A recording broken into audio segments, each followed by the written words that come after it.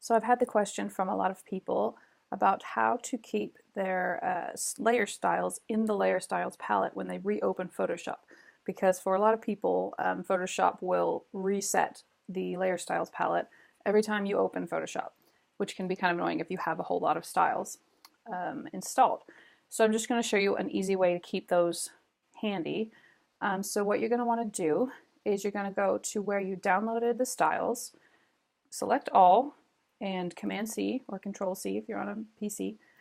And then I'm just going to show you where to navigate in your file systems. I'm on a Mac. It might be slightly different on a PC, but it's roughly the same sort of process. So just go to Applications, wherever your Applications folder is, and then go to your Photoshop folder. And then you'll see a couple different folders there. You're just going to go to Presets, double click, and then in here there should be a Styles folder. Double click that.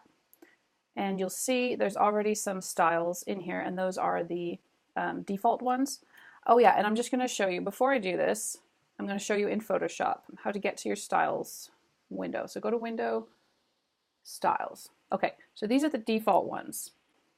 Okay, so in this folder, I'm just going to go ahead and Control V or Command V. You might have to put in your password, and those are all pasted in there.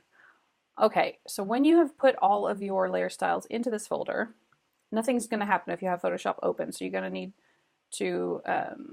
need to restart Photoshop.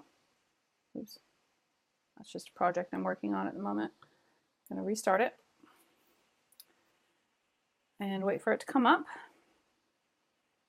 Okay, I'm just going to reopen that project I was working on.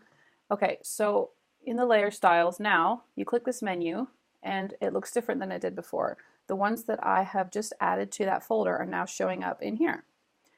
And you can put all of them in here, and that doesn't mean that they are loading every time you open Photoshop, which is not really what you want because that's going to slow you down and you might not want them every time. You might not want every single style.